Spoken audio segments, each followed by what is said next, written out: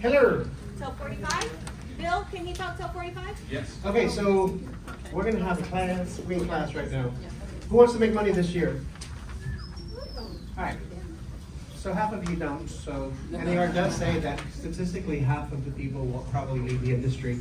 You all know what is brewing, right? The settlement, NAR's settlement. Who knows? Who's unaware? Okay, so everyone knows. Oh, then we don't have to cover anything. Or you just have, you're like, I hear it, but I don't know what it is, right? And that's okay too. All right. It's a lot. A lot of this stems from things we already should be doing that we are not doing. 100%. So, y'all, most of the conversations that are around this particular settlement are for states, a lot of them are attorney states, by the way, that do not have the language that TXR has provided to us 10 years ago. So, as far as language in our contracts and our agreements, our exclusive right to sell, our buyer-tenant representation agreement, the language has always been there. What has not been there is that we're just winging it. We're just going in thinking or assuming, or heaven forbid, you're telling people that your commission, it's free. Stop saying that. You should never say that because it never was. You also need to stop saying that that you as the buyer agent is getting paid. You're not getting paid. The buyer brokerage is getting paid. So today I wanted to kind of break a few things down so that we have a good understanding of our way forward, because what gets us in trouble and what has gotten us in trouble consistently is how we present ourselves. So as a brokerage, we really need to step it up. Well, I don't care about the other offices, I'm just saying. As a brokerage, we really need to step it up in how we articulate not just our value proposition in order for us to engage with the client and intend to get their business, more importantly, how we engage in our contracts. I am astounded by having people not truly understand what is in their buyer-tenant representation agreement, because they probably read it like once, and or the exclusive right to sell, and they probably read it like once, and all they say is, oh, it's just a whole bunch of lines, I just go in there and fill out the lines. That's not how this works. So the biggest reason, right, this is starting to turn into what we already do in commercial. In commercial, there is no publication of a buyer brokerage, right? So for us, it's like, hey, it's like business as usual. We have to call and say, hey, by the way, I have a potential client, this is what they look like, and also, these are the questions that I have for discovery. Oh, and also, are you offering a buyer brokerage fee or compensation? That is part of what we already do, and guess what? In residential, welcome to the club. Right? Now you get to go out and earn your commission. The days of saying, oh, someone else is going to pay it is over. So, rule number one, in order for us to understand what got us into this mess, I need to teach some of you how to interpret or explain the IABS. So for those of you who are in coaching, right, I've taught this to you, right? The 4 steps? 4 steps. There's 4 steps in order for us to explain IABS. And this is why, you guys, we messed up because we do not have an explanation, or we don't know how to explain IABS, so we skip it. And a lot of what stems into this settlement is here. It started here. I need to explain IABS in my first substantive conversation. Now, I passed out a intake form that we use in coaching. If you're not using any of these tools, we welcome you to have a conversation about coaching, because some of us definitely need to be in it. So, number 1, someone who's in coaching can tell me, what's number 1 in an IABS? How do I explain the IABS in 4 steps? Number 1 is? A seller is always represented. How are they always represented? There's this little document called Exclusive Right to Sell. Oh, that was a coaching client. I'm just saying. Y'all need to know these forms, right? Consistently, you need to know the forms, you need to know the language in the forms. The fact that a broker-lawyer committee wrote these forms in Texas for our benefit does not necessarily waive the fact that you don't need to learn them, right? So there's this thing called an exclusive right to sell, or if you're leasing, it's called an exclusive right to lease. Thank you. All right, we do not do open listings. We do not do open listings. So this agency agreements, we don't do those, right? So number 2 is, A buyer chooses to be represented. ooh, that was a coaching client too, I'm just saying. A buyer chooses to be represented. You don't like my writing? I'm so sorry. Represented. How does a buyer choose to be represented? Yeah, this is scary. This is why we're where we're at. They sign a residential buyer-tenant representation agreement. You need to know the name of the form. A residential buyer-tenant representation agreement. What does that mean? This form is used for both buyers and tenants. Okay? People are asking me, where's the representation agreement for tenants? It's the same one. All right? Now, they choose. If they don't choose, then they are what? They're a customer. They're a customer. Remember agency class when you were licensing and getting your license? Remember that class? The one that everybody ignored? Right? What's the difference between a customer and a client? What kind of relationship do I have with a client? A fiduciary relationship. I owe 2 things. I owe 2 things in a fiduciary relationship that is written in my agreement. What are they? I owe opinion and advice. You know, that was a coaching client too, I'm just saying. I owe opinion and advice. That's written in there. I owe opinion and advice. That's why you are getting paid. You owe opinion and advice to who? To a client. If I'm not representing, they're a customer. In Texas, we call that what kind of agency? Come on, y'all. I'm here all day. Sub-agency. Who do I represent? The seller. Everything you tell me, I must do what? Share with that listing agent. Do you see why, Mr. Client, Mr. Potential Buyer, you do not want that? You see that? All right. Number 3, there's this little thing called what? Intermediary. What does intermediary mean? Only one broker in the transaction. One broker. That's all. Does everybody understand that if you're working with a customer, I don't think they understand that if the customer says, I can afford 540, but I'm only going to offer 520. I go to a listing agent and say, hey, this is what they said. That's what the law is saying that I'm doing, you guys, and that's why This you guy don't want to do that. He can afford 540, and you just told me you can afford Yeah. 540. I gotta tell the So listing you got to agent. be very careful in how we navigate this. This is why. In Texas, we have this little thing called implied agency. Have you heard that? If it sounds like a duck and it quacks and it walks like a duck, the law says, it might be a duck. So if you start implying that you're representing this person in that future lawsuit, they're going to prove that what you said can and will be held against you in the court of law. All right, one broker involved. We have 600 agents in this office. We are one broker of record in this particular office. That means if you do a transaction with another agent in this office, not other Keller Williams offices, in this office, you are now an intermediary. By the way, in both the listing agreement and in the buyer-tenant representation agreement, they have to select if they're going to opt into intermediary. Right? Correct. Okay, I'm a little concerned today. All right, and then number 4. Payment to a broker, I didn't say agent, I said broker, does not mean broker represents you. Congratulations, you just learned how to explain IABS in 4 simple steps. If you learn how to do this, you guys, the next conversation becomes easier. We mess up, not in explaining the buyer rep, not in explaining the listing agreement, we mess up because we skip steps, right? Who came to our mock buyer presentation workshop this month? Right? We didn't skip any steps, right?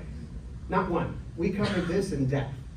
We covered the mock presentation in here, and then each one practiced the actual buyer presentation, including the conversations around compensation. This is something you should be already practicing amongst yourselves with your accountability partner. All right, what's a question about IABS? We can't pass go, we can't collect $200 unless we know this. Right, we're good. Oh my gosh, you guys are amazing. All right, sellers.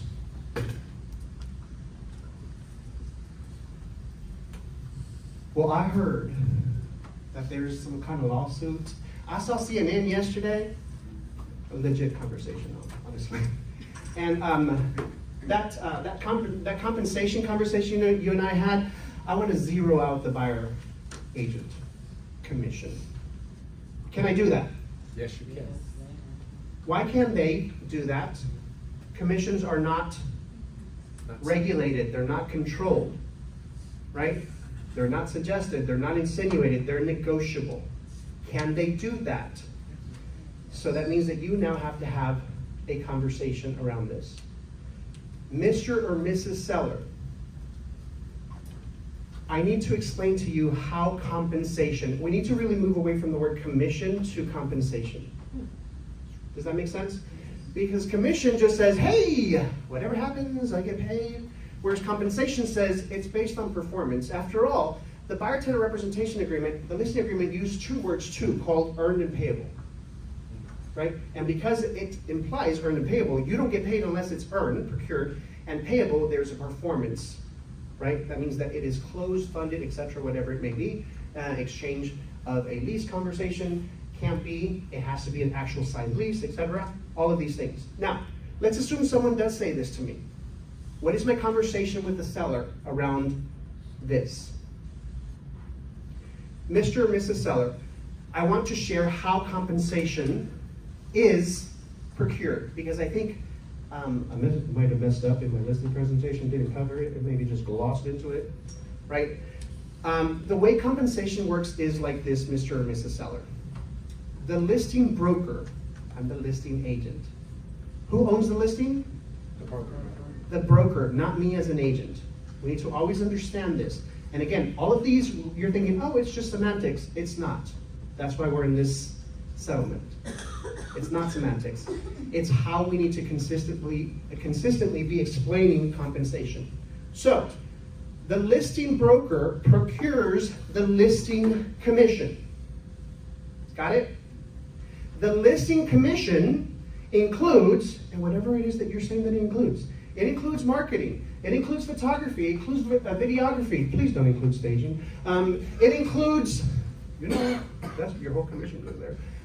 It includes these particular things. It includes being able to post it on our multiple listing service and syndicate it through the Keller Williams listing service. Who knew that we had a Keller Williams listing service? Oh my God, like 5 of you.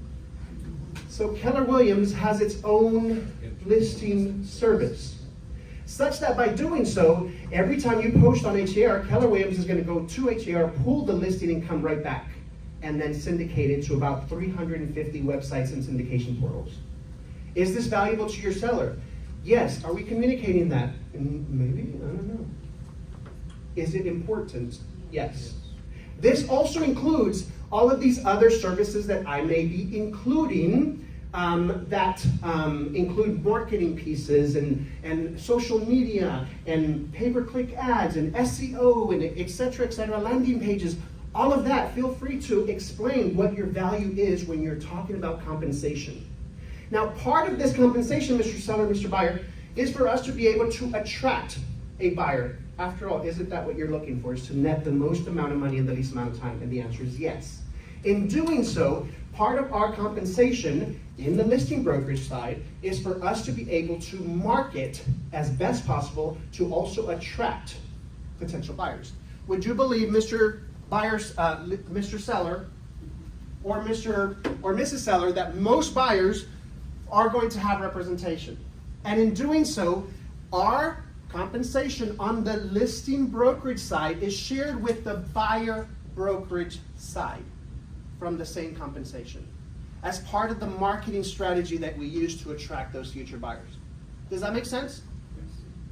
Because what we're doing is we're separating them and say, my portion is 3, Their portion is 3. It is not. It is total.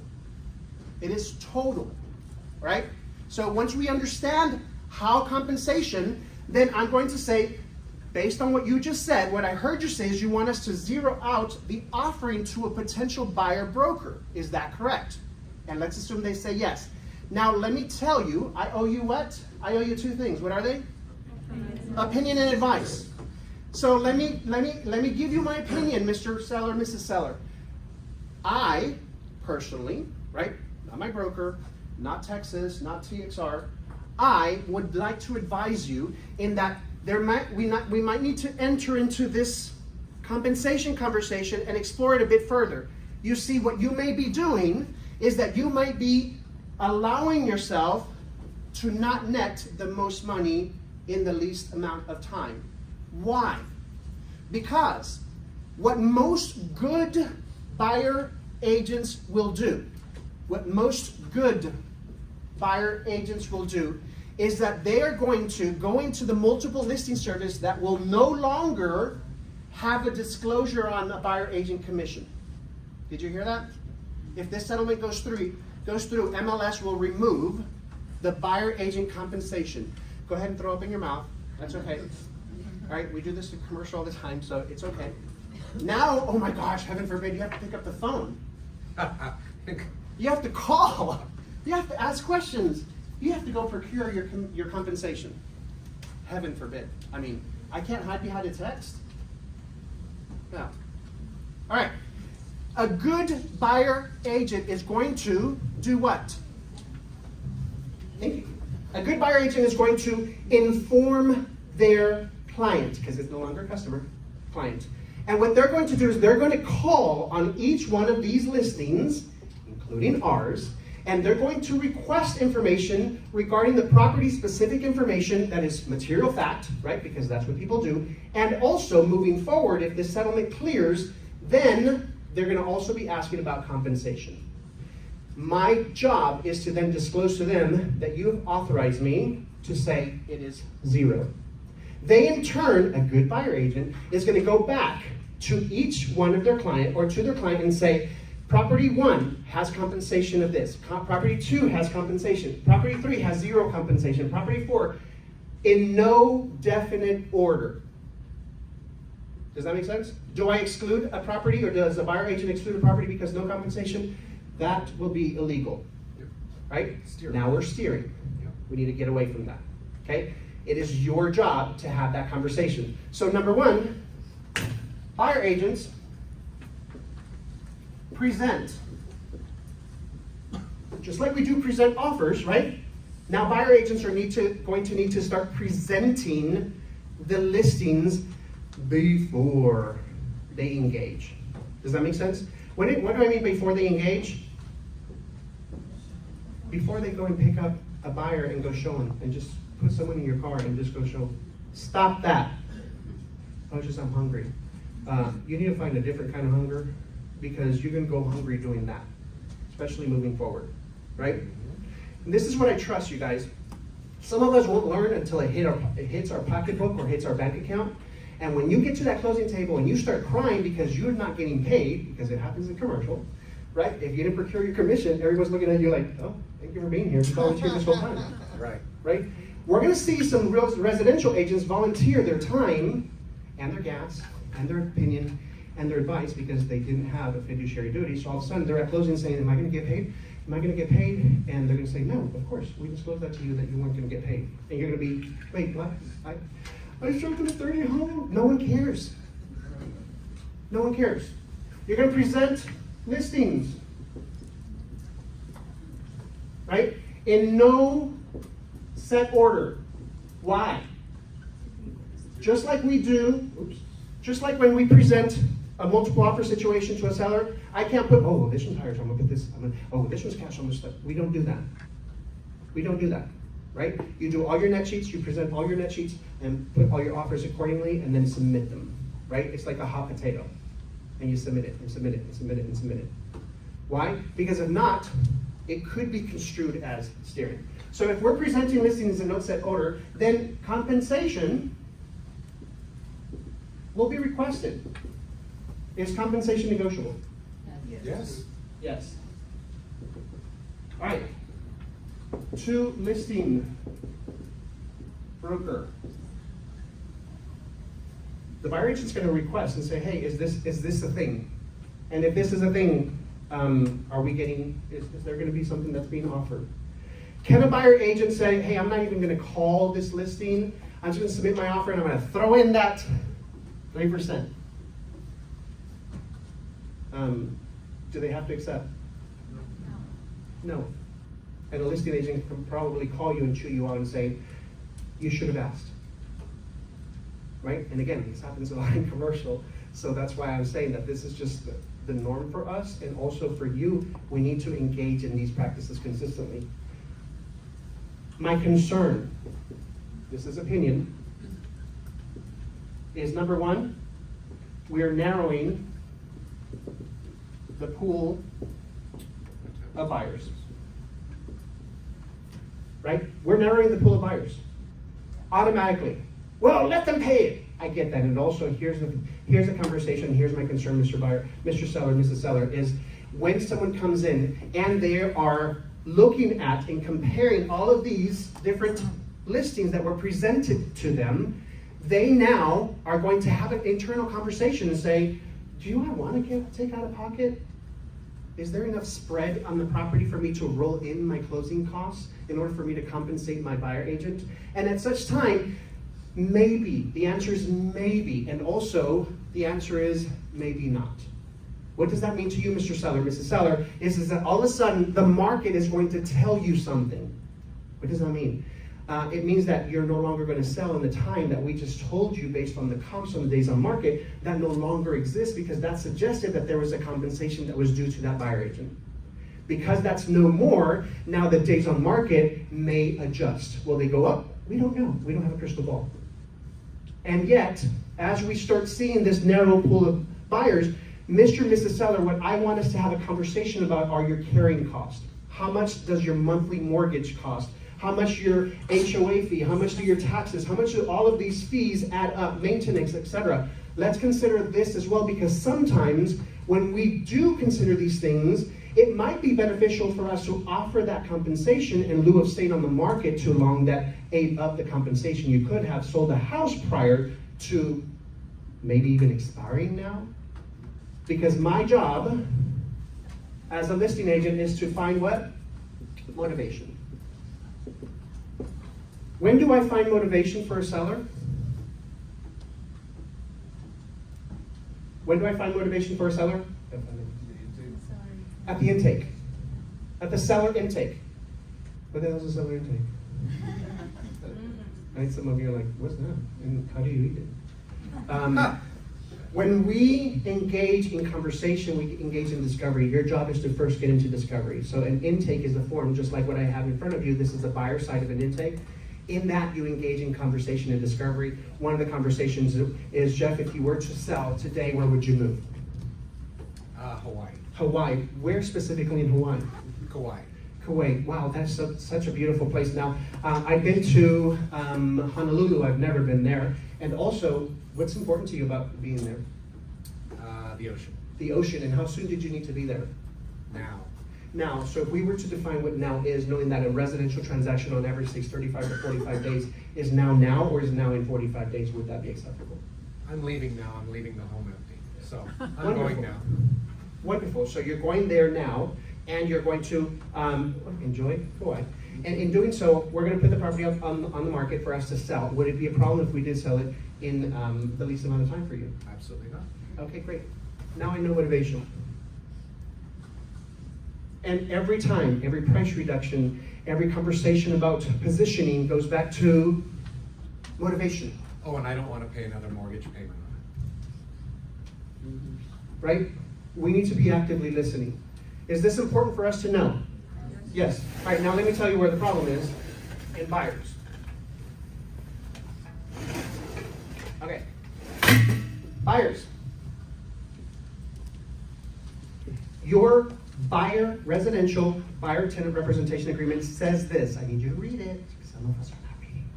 Is number one, who pays the commission? it. buyer. It was only 3 of you to answer, by the way. Who did not know this?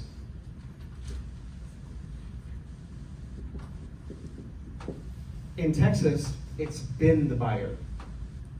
In other states, that's what they're having this whole issue, right? The lawsuit did not originate in Texas, I'm just saying. And also, our compensation always is from who? So if I'm having a buyer-tenant representation conversation because I'm having a buyer presentation, right? That I'm trusting you're not skipping. Oh, Diego, that's just too much time. Oh my God. Your intake should take how long? If you're in coaching, how long should your intake take? 5 to 8 minutes. That's how long that intake form should take. And that's always a what? A phone call, right? See, if you're in coaching, you got this. You got this. It's always a phone call. And then from that phone call, what's the goal of this buyer intake? Set an appointment. That's it. I'm not here to spend an hour on a phone call. No, I'm here to spend 8 minutes on a phone call so I can land a buyer appointment. At my buyer appointment, then I'm showing my value and also I'm talking about compensation. Please don't skip compensation in your buyer presentation. Mr. Buyer, I want to share what this buyer representation agreement states and how I get compensated. I get compensated by you. You pay my commission. Now, the agreement also says, number 2, that I'm going to go to seller, landlord, or their agent. It does say that. But here's what we've been doing. We start with this. And that's not true. The reality is, this is the truth. Because if you start with this, then number 3 makes no sense to them. If buyer-tenant rep uses the word persons, if these persons do not, buyer owes. If they, again, persons, pays any portion, buyer pays minus what persons pay. Is this making sense?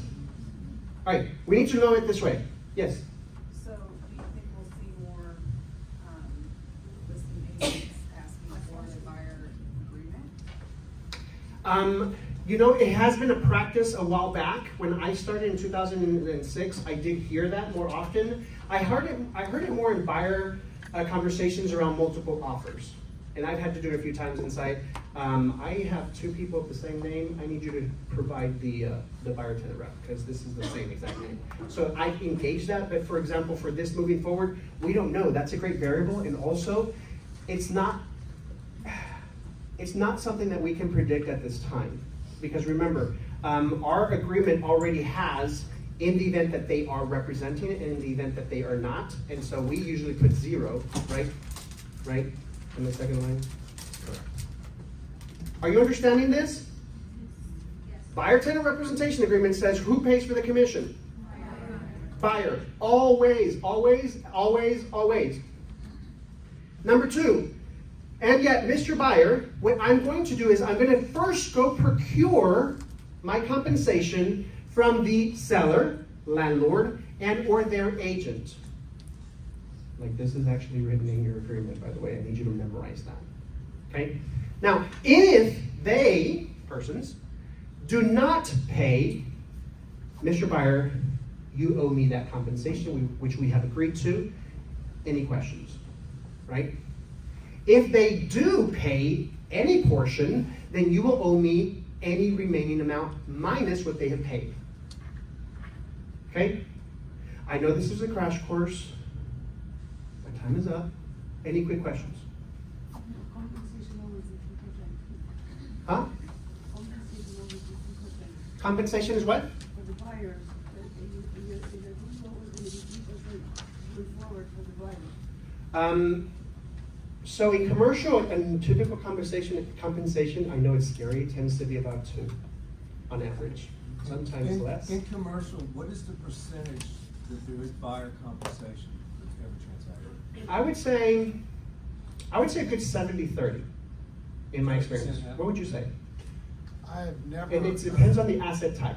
Rarely do I find someone say, absolutely not, and yet when I do, I present that to the client and say, yes, you're buying. This year, I've had that conversation a few times. I always go for 6, and if I double sided, I'll take 4, but I don't even, yeah, every deal I've done. Depends No, so he's asking, what's the average on the buyer compensation side? Oh, the buyers, yeah, 2. About 2 is on average of what I see in commercial, yes. It also depends on how big the deal is. Yes, the larger the deal, the smaller the- $500,000 deal. The compared smaller to the $500,000 compensation. deal. Which is weird, because in residential, it's different, right? Bigger the deal, bigger the compensation. That might go away as well. Gone are the days of 50-50 splits, as a standard, and yet they are still negotiable. Can you submit an offer if something's been stale on the market for a while and say, hey, based on the fact that you've been on the market for 119 days and you expire tomorrow, here's an offer, and also it includes this, right? Yes, you can have those conversations. All right, if you're in coaching, we're gonna be talking about in depth for our group coaching tomorrow, and then our buyer presentation workshop that we have next week. We're gonna delve into this in detail as well. Yes? So when you call the listing broker to procure your compensation, it's just a verbal statement and not like you need it written. So here goes for everybody. I say this to PC. What I'm going to request, and I don't know what the brokerage is going to request, obviously we're going to wait instruction from Lori. What I'm going to request for you to do is, I always call, email call, text call. So please don't hide behind a text behind it. Always call and inquire over the phone directly and engage that person, and then follow up with, per our conversation, maybe you said that the compensation for the buyer brokerage is X. And then PDF that and put that into your DocuSign or Download.